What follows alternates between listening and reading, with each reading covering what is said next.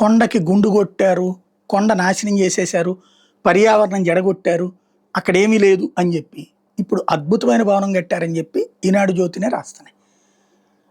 కేవలం 500 కోట్లతో అద్భుతమైన భవనాలు, ఒకటి కాదు, రెండు కాదు, 7 దగ్గర భవనాలు, ప్లస్ అద్భుతమైనటువంటి సిస్టమ్, లంచాలు లేనటువంటి అభివృద్ధి చేస్తే అట్లుంటుంది.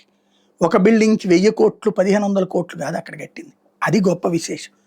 అది ఒక ఎత్తు అయితే, ఆ ఋషికొండలో పర్యావరణాన్ని నాశనం చేస్తున్నారు, అదంతా కొండ, ఋషులున్న కొండ, అక్కడ ఉట్టి చెట్లు ఉంటాయి అన్నటువంటి మాటల నుంచి ఇప్పుడు ఆ ఋషికొండను ఏం చేయమంటారని అడుగుతున్నారట. గుడ్, ప్రజలకి మేలిచ్చి వారం రోజుల్లో మీ అభిప్రాయాలు చెప్పండి అనేటటువంటిది ఒక ఆస్పెక్ట్ బాగానే ఉంది.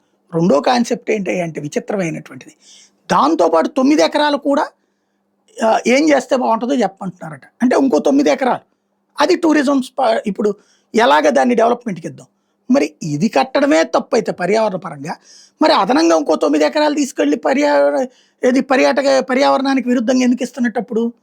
అంటే మనం విపక్షంలో ఉన్నప్పుడు ఒక మాట మాట్లాడతాం, అధికార పక్షంలో ఉన్నప్పుడు మరొక మాట మాట్లాడతాం. రెండవది, అది పక్కా భవనాలు, అద్భుతమైన భవనాలు తెలిసిన అభాండాలు వేస్తాం, అనర్థదాయకంగా మాట్లాడతాం. మన రాష్ట్రంలో చదువుకున్న మూర్ఖులు, చదువుకున్న రాష్ట్ర ద్రోహులు ఉన్నంత వరకు ఈ సమస్య నడుస్తూనే ఉంటుంది.